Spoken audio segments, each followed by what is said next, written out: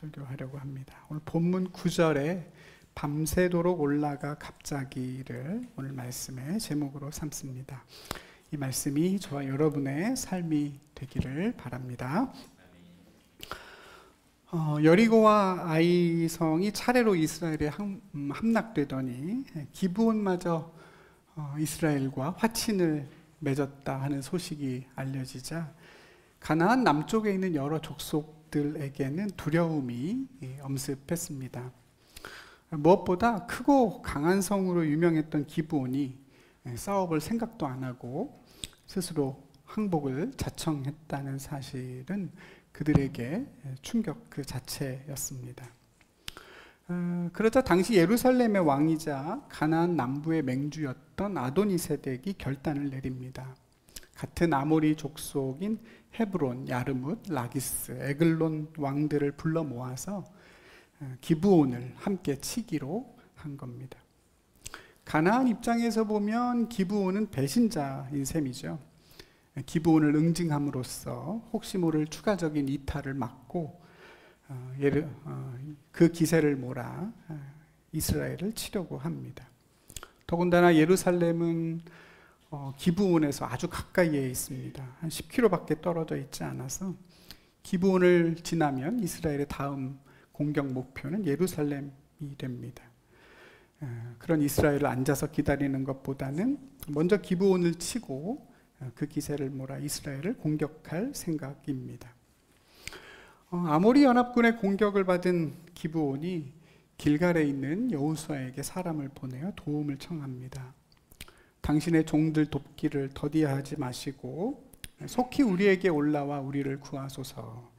우리말 성경에는 간청의 형식으로 되어 있지만 원문이나 영어 성경에 보면 명령형으로 되어 있습니다. 우리를 구원하소서보다는 당신들은 우리를 구원해야만 합니다. 이런 어감입니다. 여러분, 기브온이 왜 이렇게 말할 수 있었겠어요? 네, 화친 조약을 맺었기 때문입니다. 한쪽이 종이 되기로 했으니 다른 한쪽은 그를 보호할 책임이 있기 때문이죠. 아마 기브온은 여기까지 생각했을 겁니다. 이스라엘의 편에 선 자기들을 가나안 족속이 내버려 둘 리가 없다는 사실을 알면서도 이스라엘과 이스라엘의 하나님을 신뢰하고 그런 결정을 내린 겁니다. 과연 그 선택이 옳았는가? 이제 우리는 그 결과를 보게 될 겁니다. 기브온의 도움 요청을 받은 여호수아는 어떻게 반응했습니까? 오늘 7절에 보니까 여호수아가 모든 군대를 다 이끌고 길갈에서 올라갔다 이렇게 나오고, 9절에 보니까 여호수아가 길갈에서 밤새도록 올라가 갑자기 그들에게 이르렀다 이렇게 말합니다.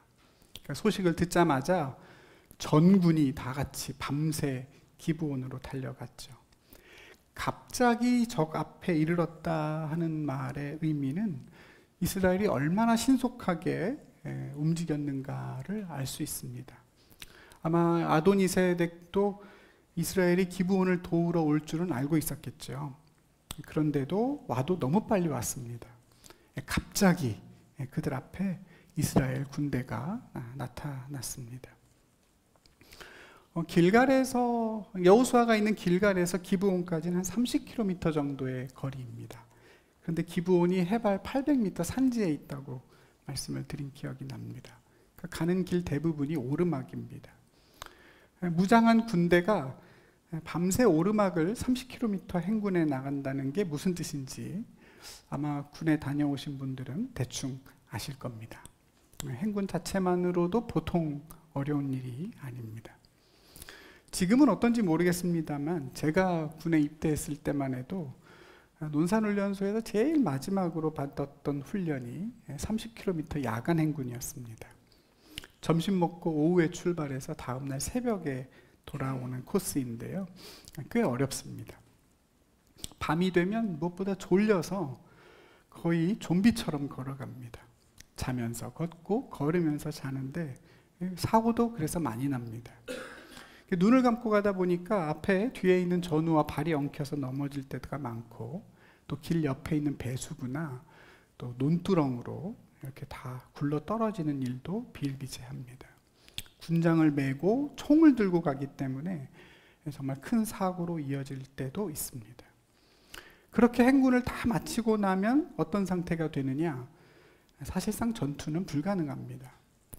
체력이 고갈되는 것은 물론이고 온통 발에 다 물집으로 덮이게 돼서 사실상 싸우는 건 고사하고 걷는 것도 잘 못하게 됩니다. 그래서 행군하고 난 다음 날 보면 다들 이렇게 어기적 걷는 걸 보게 되는데요. 그 다음 날은 대부분 다 그냥 개인 정비하면서 쉬게 됩니다. 빨래도 하고 잠도 자고 그렇게 몸을 추스리면서 하루를 보냅니다. 제가 왜 재미없는 군대 얘기를 하게 되느냐? 이스라엘은 그렇게 야간 행군을 하고 직후에 전투를 치러야 했습니다. 평지도 아니고 해발 800m 오르막을 야간 행군하고 나서 이미 진을 치고 기다리고 있는 아모리 연합군을 상대로 싸워야 했으니까 군대 경험이 있는 저로서는 과연 이게 가능한 일인가? 정말 그 발로 제대로 싸울 수나 있었을까 하는 의구심이 들게 됩니다. 그래서 8절이 중요합니다. 여호수아가 기브온으로 행진을 시작했을 때 하나님께서 그에게 말씀하시죠. 그들을 두려워하지 마라. 내가 그들을 너의 손에 붙였다. 그들 중 그 한 사람도 너를 이기지 못한다. 그러니까 지금 여호수아와 이스라엘 백성들에게는 너무나 중요하고 또 꼭 필요한 말씀입니다. 일반적인 상황에서 일반적인 방법으로는 이기기 어려운 싸움인 거죠. 언약을 맺었고 그래서 기브온을 도와주러 가긴 하지만 기브온을 돕고자 하는 이스라엘을 하나님이 반드시 도와주셔야 하는 그런 무모한 싸움입니다. 더구나 이 전쟁에 임하고 있는 여호수아와 그때 이스라엘 백성들의 마음이 어떨까를 우리가 한번 생각해 보면 사실 그들의 마음이 다 어려웠을 겁니다. 왜 그랬을까요, 여러분? 기브온 족속과 언약을 맺을 때 하나님께 묻지도 않고 그냥 덜컥 제멋대로 결정해 버렸기 때문입니다. 시작이 좋지 않았습니다.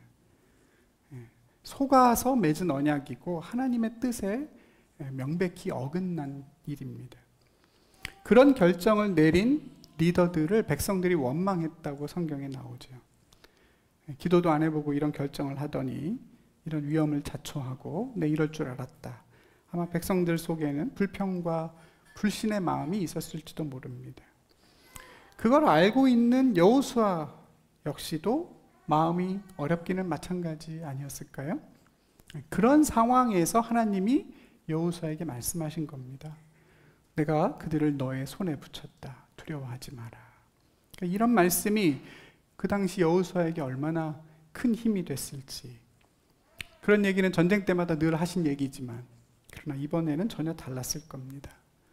기브온을 향해 가는 여호수아의 이 선택을 하나님께서 인정해 주시고 이 전쟁을 하나님이 싸우시는 전쟁으로 약속해 주셨다는 사실은 어쩌면 승리 그 자체보다도 훨씬 더 중요하고 간절한 문제였을 것입니다. 나중에도 다시 말씀드리겠지만 여호수아는 그때 그 순간 가장 좋은 선택을 했습니다.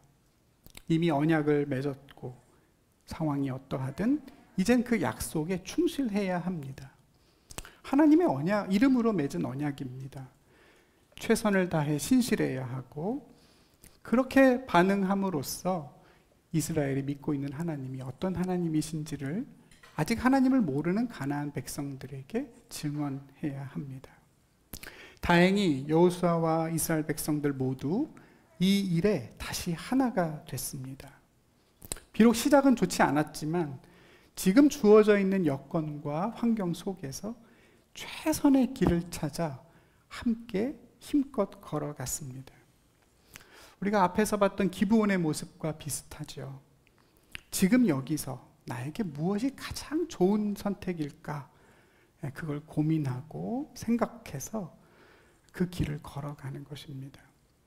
이미 지나가 버린 일, 다 엎질러진 일들, 과거의 어떤 문제들 때문에 흔들리지 않고 지금 여기서 우리에게 생명의 길이 어딘가를 찾고 나아가는 것. 여러분, 이건 정말 우리에게 꼭 필요한 지혜지만 사실 말처럼 쉬운 일은 아닙니다. 우리에게는 감정이라는 게 있고 기분이라는 게 있어서 이미 지나간 일일지라도 그것이 오늘 나의 판단에 엄청난 영향을 끼칠 때가 많기 때문입니다. 저는 가끔 TV로 바둑 시합을 보곤 합니다. 요즘에는 AI가 많이 발달해서 바둑 경기에서 지금 이 상황에 제일 좋은 수가 어디인가, 그 좋은 수를 가리켜 블루스팟이라고 하거든요. 그 블루스팟이 어딘가를 AI가 찍어주고 중계하는 도중에 그 블루스팟을 해설자가 화면에 이렇게 보여주고 해설을 합니다. 과연 지금 이 기사가 저 블루스팟에 둘 수 있느냐, 또 어떤 기사는 그 블루스팟을 몇 %나 일치되게 바둑을 두느냐, 이런 것들을 보는 게 바둑의 또 다른 매력이 됐는데요. 근데 이제는 바둑 기사들이 대부분 AI로 공부를 하기 때문에 그 블루스팟을 찾아가는 확률이 대단히 높습니다.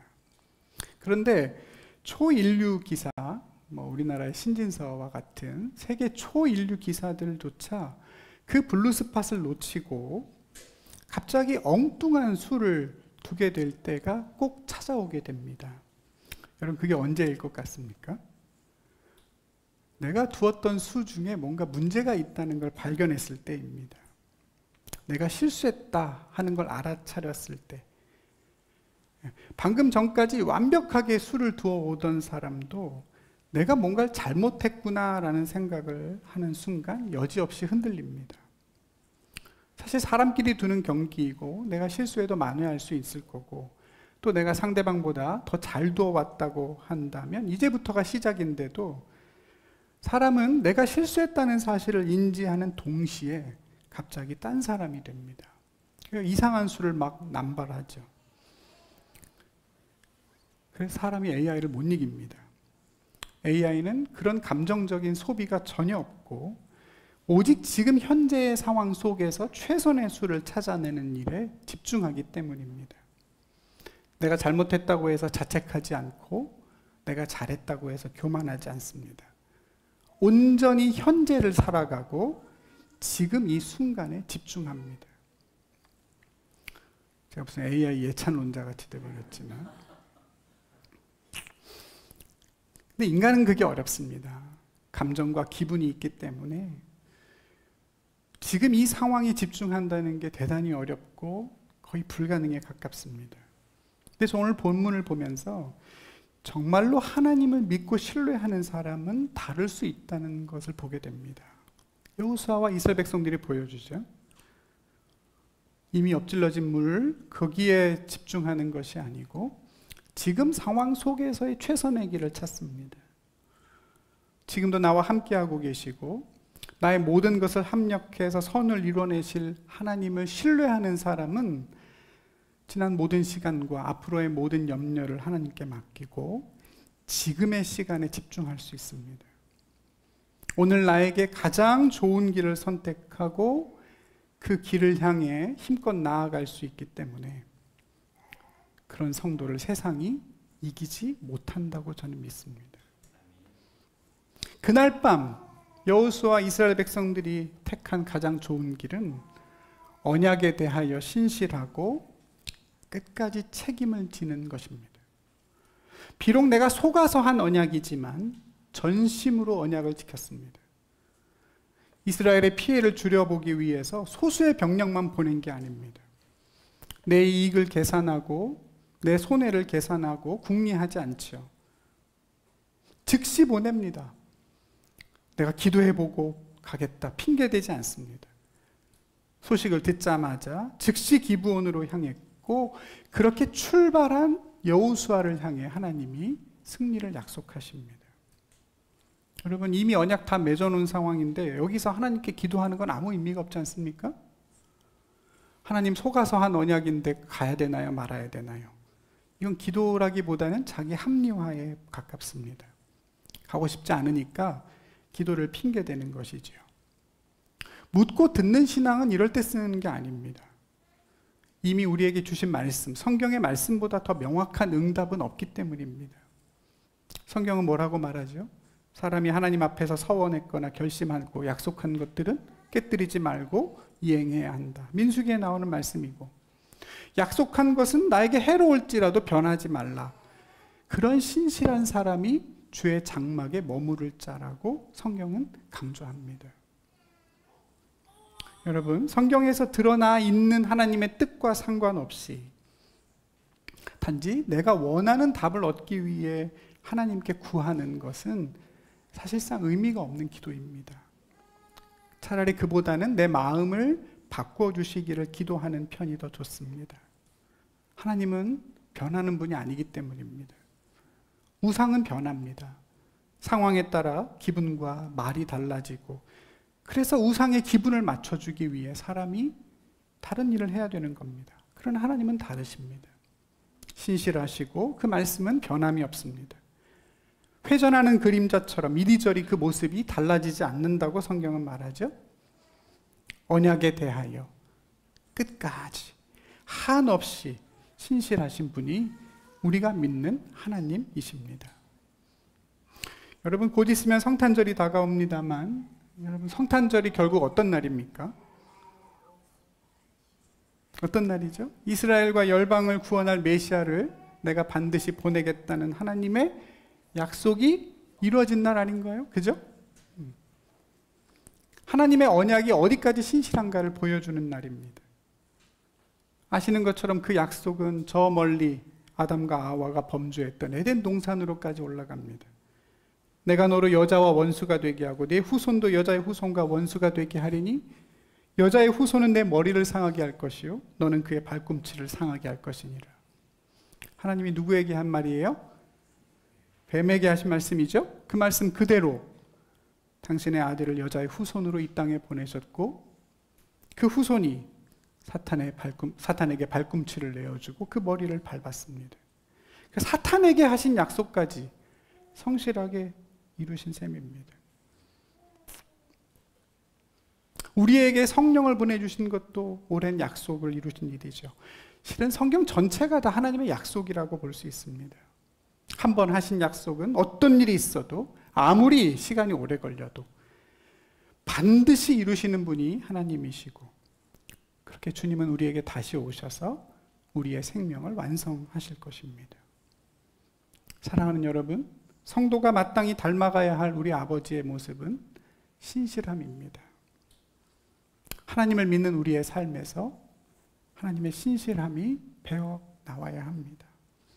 하나님 앞에서든 사람 앞에서든, 회사처럼 이익이 결부되어 있는 관계든, 친구의 관계든, 가족이나 친척이든, 내 자녀이든, 성도는 언제나 일관된 진실함을 보여야 합니다.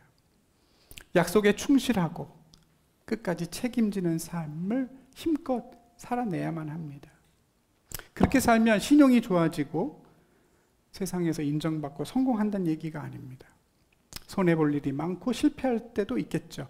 그럼에도 성도는 신실함을 택해야 하고, 바로 그 길 위에서 신실하신 하나님의 놀라운 일들을 보게 되는 것입니다. 오늘 본문에는 두 가지 큰 기적이 나옵니다. 중간에 소리 마이크가 자꾸 이렇게 울리는 건 여러분, 스펀지가 빠져서 그런 것 같아요. 거기 있어요? 아까 누가 안다가 흘러내린 것 같아요. 아마 송조 안을 때 빠진 것 같은데, 지금 장로님 주시겠어요? 네. 고맙습니다.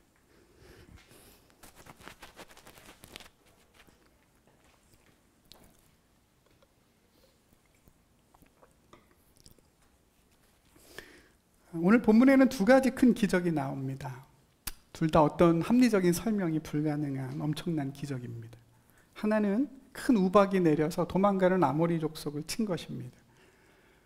팔레스타인의 우박은 주로 겨울에 내리는데, 가나안 전쟁이 한창이던 이 늦봄 초여름에는 사실 거의 내리지 않습니다만, 그럼에도 얼마나 크고 단단한 우박이 내렸던지 오늘 큰 우박덩이라고 번역이 된 그 11절의 표현 속에는 원래는 우박이라는 단어가 없습니다.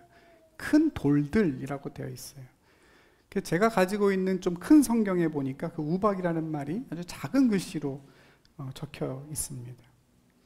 근데 그런 우박이 하늘에서 내려서 아모리 족속만 찾아가서 맞췄던가 봅니다.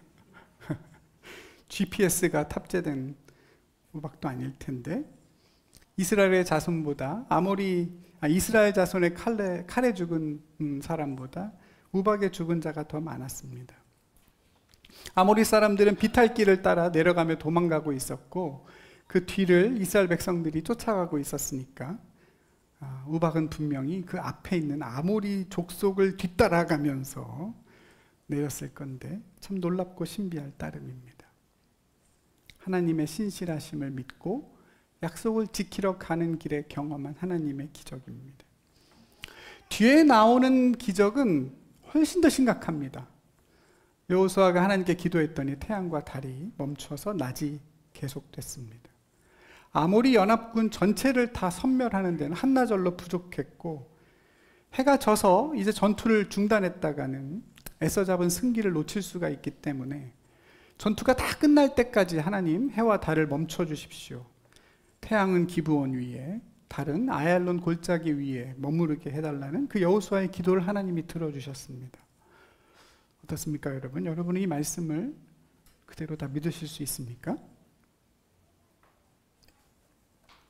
당시 여호수아의 생각으로는 하나님께서 태양과 달을 멈추어 놓으셨다 이렇게 생각했지만, 우리는 이 사건의 진실을 더 정확히 알고 있습니다. 하나님이 태양과 달을 움직이지 못하게 잡아놓으신 게 아니라 지구가 자전을 멈추고 달이 공전을 멈춘 겁니다. 이런 일들이 어떤 의미가 있는지 사실 과학을 정확히 잘 몰라도 어느 정도는 예상해 볼 수 있습니다. 지구의 위도마다 자전의 속도가 다 다른데, 이 예루살렘이 있는 팔레스타인 지역에서의 지구 자전 속도는 시속 1400km 정도 됩니다. 그러니까 어지간한 비행기보다도 훨씬 더 빠르게 지구가 돌고 있습니다. 그런 속도로 회전하던 지구가 갑자기 멈추면 어떻게 되겠습니까? 그 관성에 따라서 지구 표면의 모든 것들이 급격하게 한 방향으로 쏠리게 됩니다. 더불어 여전히 계속 속도를 유지하고 있던 대기는 초대형 허리케인보다 수십 배 강한 폭풍이 되게 되죠. 지표면에는 화산과 지진이 일어나고 바다에는 해일이 일어나 전 세계적인 대홍수가 일어납니다. 지구가 그 빠른 속도로 돌다 멈추게 되면 지구 내부에 있는 핵의 운동에도 영향을 끼치게 됩니다. 핵이 움직여야 자기장이 만들어지고, 그 자기장을 통해 태양의 광선들과 방사선을 막아줄 수 있는데, 그게 없어지기 때문에 오존층은 다 파괴되고 지구 표면까지 엄청난 양의 방사선이 도달하게 됩니다. 지구가 자전을 멈추고 달까지 공전을 멈추면 중력의 균형이 무너져서 태양계 내 행성들의 궤도 자체가 틀어지게 됩니다. 결과적으로 지구의 생태계가 종말을 맞이하는 것은 물론이고 태양계 전체가 치명적인 혼란에 빠진다는 것, 그것이 오늘 이 사건의 과학적인 의미라고 제가 챗 GPT에게 들었습니다. 어떻습니까, 여러분? 여러분은 이 말씀을 문자 그대로 믿으실 수 있습니까? 물론 하나님께서 하시고자 한다면 불가능은 없습니다. 지구 자전의 일시적인 중단으로 인해 발생할 모든 변수를 하나님이 다 통제하실 수 있습니다. 말씀으로 온 우주를 만드신 하나님께서 뭘 못하겠습니까? 원하신다면 우주 전체를 다 멈추시면서도 우리가 살고 있는 이 세계는 그대로 보존하실 수 있습니다. 그래서 장로교의 창시자인 칼빈은 그렇게 말했습니다. 태양이 어떻게 기브온 위에 머물러 있었는가라고 쓸데없는 질문을 던지는 사람들이 있는가 하면 그것을 어리석게 설명하는 사람들도 있다 그랬습니다. 맞습니다. 사실 이런 일의 역사적 사실성에 대해 질문하거나 거기에 대해 어떤 설명을 덧붙인다는 것 자체가 쓸모없고 어리석은 일일지도 모릅니다. 그러나 그럼에도 우리가 질문을 던지는 이유는 우리가 성경을 통해 알고 믿는 하나님이 신실하시기 때문입니다. 팔레스타인에 낮이 계속 되는 동안 지구 정반대편에 있는 뉴질랜드는 계속 밤이 이어집니다. 하나님이 필요할 때마다 그렇게 일하신다면, 그럼에도 불구하고 하나님은 못하실 일이 없다라고 얘기한다면 분명 누군가는 그 설명을 이해하지 못할 것이고 만족하지 못할 것이며, 하나님의 신실하심은 물론 성경의 내용들을 의심하게 될 겁니다. 오늘 본문의 이 사건이 훗날 코페르니쿠스와 갈릴레오의 지동설을 단죄하는 데 사용됐다는 사실은 유명한 얘기입니다. 태양을 움직이고 멈추는 것은 오직 하나님의 주권 안에 있는 일인데, 태양 스스로 가만히 원래부터 있었다? 그건 성경과 어긋난다라고 얘기하면서 교회는 바로 오늘 이 본문을 근거로 들었습니다. 문자 그대로 성경을 이해하는 것이 얼마나 심각한 문제를 초래할 수 있는지 알 수 있는 대표적인 사례입니다. 오늘날에는 최대한 과학적이고 합리적인 차원에서 이 문제를 설득해내려고 하는, 하나님의 전능하심과 성경의 역사적 진실성을 증명해내려고 하는 무리한 노력도 계속 이어지고 있습니다. 미국 나사나 하버드나 예일과 같이 누구나 이름만 대면 다 그 권위를 인정하게 되는 곳들에 간판을 내걸고, 오늘 본문의 사건이 실제로 일어났던 일인 것을 과학적으로 증명했다는 얘기들, 아마 여러분 들어보셨는지 모르겠습니다. 천문학적인 연구를 통해 지구 인류의 역사를 쭉 추적해 보니 인류 역사 속에서 정확히 하루의 시간이 사라진 걸 발견했다고 합니다. 근데 그 사라진 하루를 찾아보니 두 곳이 나왔는데, 하나는 바로 오늘 이 본문의 사건입니다. 여기서 23시간 20분의 시간이 사라졌고, 나머지 40분은 어디에서 사라졌는가 다시 성경을 찾아보니 하나님이 히스기야의 생명을 15년 연장해 주기로 약속하면서 해시계의 그림자를 뒤로 10도 물리게 한 사건을 통해 그 40분을 찾았다. 이렇게 지구 역사 속에 잃어버린 한 시간이 존재하더라 라는 것을 과학적으로 증명한 얘기. 여러분, 이런 얘기가 1990년대 미국 사회에, 미국 교회에 대단히 많이 회자되고 설교됐습니다. 결국 1997년 나사가 직접 나서서 그런 일이 없음, 공식적으로 밝히게 됩니다.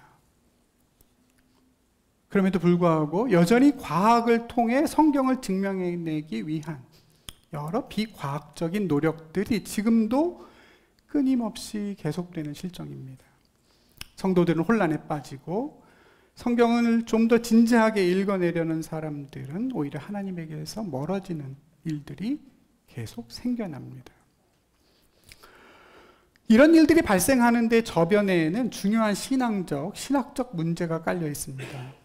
성경을 역사책이나 과학책으로만 여겨서 그 모든 내용을 문자 그대로 믿는 것만이 좋은 신앙이라고 생각하게 되는 겁니다.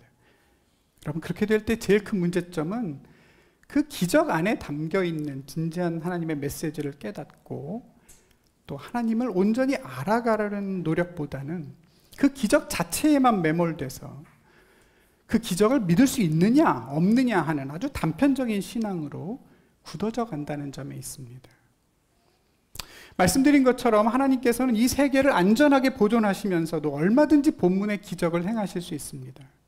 나사가 뭐라고 하든 과학적으로 설명이 되든 안 되든 정말 하나님의 특별한 개입을 통해 이것이 실제적으로 일어났던 역사적 사건이라고 믿는 것도 얼마든지 가능하고 좋은 신앙입니다. 다만 내 이성으로 납득할 수 없다면 남에게도 납득시킬 수 없다는 점은 감수해야 됩니다. 그러나 이 본문을 당시 고대인들의 관점에서 이스라엘 백성들이 그날 경험한 하나님의 기적적인 도우심을 표현하는 하나의 문학적 표현으로 이해하고 믿는 것도 얼마든지 가능하고 그것도 좋은 신앙입니다. 밤새 30km를 행군한 이스라엘 백성들이 우박이 수두둑 떨어지는 궂은 날씨와 그 낯선 가나안 땅에서 며칠씩 싸우는 건 도저히 불가능하다고 여긴 여호수아가 그날 이 전쟁이 반드시 이 하루 안에 끝나기를 간절히 기도했고, 정말 하나님께서는 정말 하나님이 이스라엘을 위해 싸우고 계시는구나 믿을 수밖에 없도록 그런 놀라운 하나님의 기적으로 그날 함께 하셨을 겁니다. 이스라엘 병사들은 하루 종일 지치지 않았고 그 모든 병사를 하루에 다 무너뜨렸습니다. 도저히 다 하루 만에 일어난 일이라고는 믿을 수 없는 엄청난 승리였고, 그래서 그 하루가 더 길게 느껴졌을 수도 있습니다. 어느 쪽으로 본문을 이해하고 또 어떤 방향의 믿음을 추구하는지는 각 사람의 자유이고, 또 지금 제가 드리려고 하는 중요한 메시지도 아닙니다. 다만 중요한 건 어떤 기적으로 어떻게 믿든 그 기적 자체가 중요한 건 아니라는 것입니다. 초월적인 기적을 믿을 수 있느냐 없느냐에 너무 매달리면 정말로 성경이 무엇을 말하고자 하는가 그 메시지를 놓치기가 쉽기 때문입니다.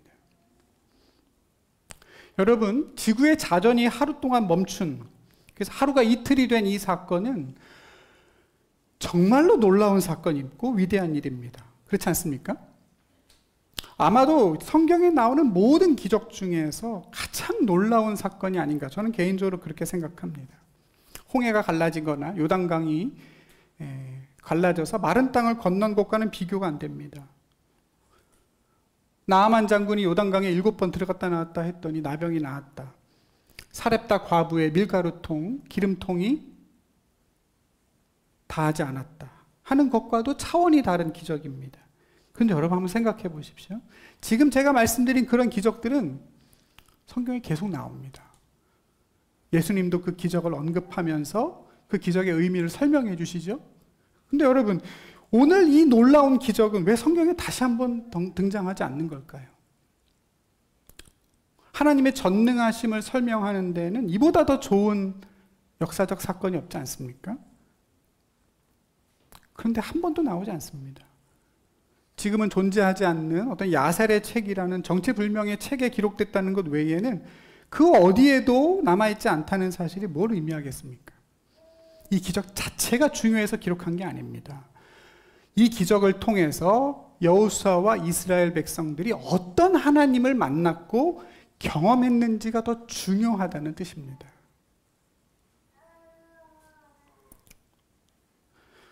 여러분, 오늘 이 전쟁은 이스라엘 백성들이 가나안 땅에서 치른 모든 전쟁 중에서 가장 특별한 전쟁입니다.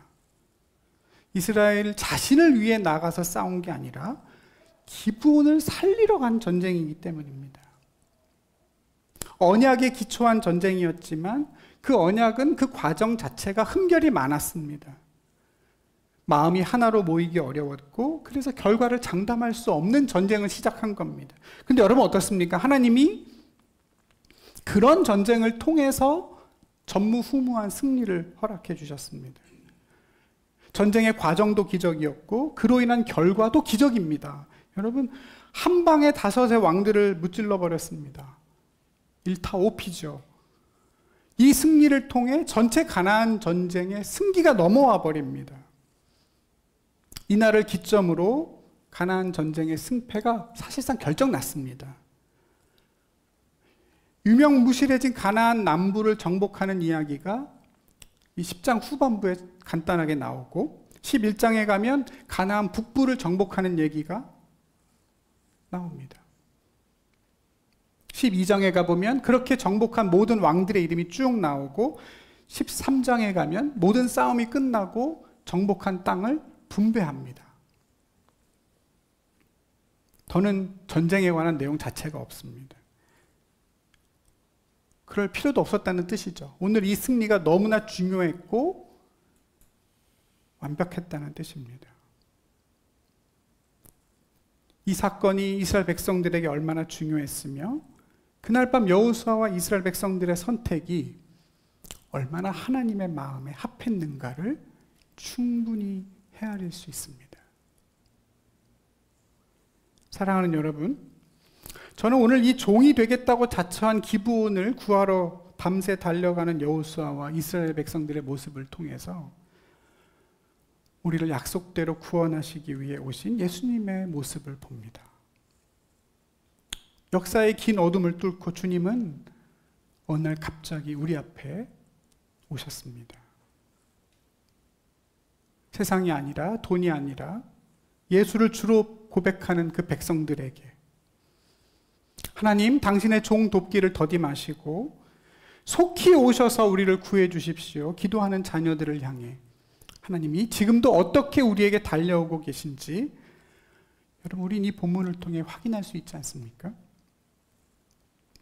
아울러 그렇게 다른 누군가를 돕기 위해 달려가는 주의 백성을 하나님이 얼마나 귀하게 여기시는가, 우린 그날 벌어진 일들을 통해서 분명히 알 수 있습니다.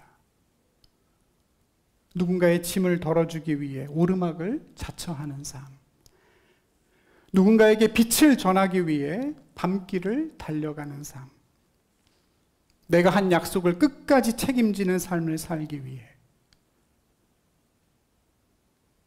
그 모든 불편함을 감내하는 삶, 그 삶을 향하여 하나님이 어디까지 행하실 수 있는가, 그리고 그를 어디까지 복되고 존귀하게 하시는가, 이보다 더 좋은 증거가 없습니다.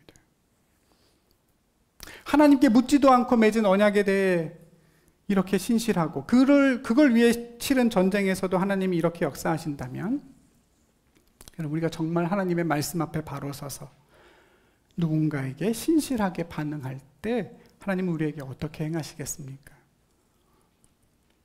이해득실 다 따져서 최대한 나를 위한 싸움만 싸우는 그런 모습이 아니라, 비록 나에게는 어려움이 찾아오고 힘든 일을 마주할 가능성이 높지만 그럼에도 하나님의 언약을 붙잡고 약속을 붙잡고 먼저 그의 나라와 의를 구하기 위해 밤길을 달려갈 수 있다면, 그런 마음과 결단으로 어려움 당한 누군가의 곁에 머물러 줄 수 있다면, 과연 여러분, 우리는 하나님을 어디까지 경험하게 되겠습니까? 내 실력으로 이긴 적보다 우박으로 이기는 적이 더 많고, 해가 멈추고 달이 멈췄다고라고 밖에는 말할 수 없는, 어떻게 설명할 수 없는 하나님의 놀라운 기적을 보게 되지 않겠습니까? 사랑하는 우리 성도 여러분, 비록 이미 우리의 삶이 충분히 어렵고 힘들지만 그래도 누군가의 어려움을 덜어줄 수 있는 그 방향을 향해 저와 여러분이 함께 나아가기를 소망합니다. 기브온을 살리는 그 일이 가나안 정복으로 끝났습니다. 우리에게 아무 이익이 없어 보이는 그 일이 실은 가장 나를 위한 일이 될 때가 많은 것이 성도의 삶입니다. 이스라엘은 기브온을 살리고 하나님은 이스라엘을 살립니다. 그리고 그 과정에서 전무후무한 하나님의 기적을 봤습니다. 사랑하는 여러분, 밤새 올라가 기브온 앞에 서는 그 모습이야말로 우리가 언제나 택할 수 있는 가장 좋은 길임을 믿고 늘 신실한 믿음의 자리에 서 계시는 저와 여러분 되기를 간절히 소망합니다. 기도하겠습니다.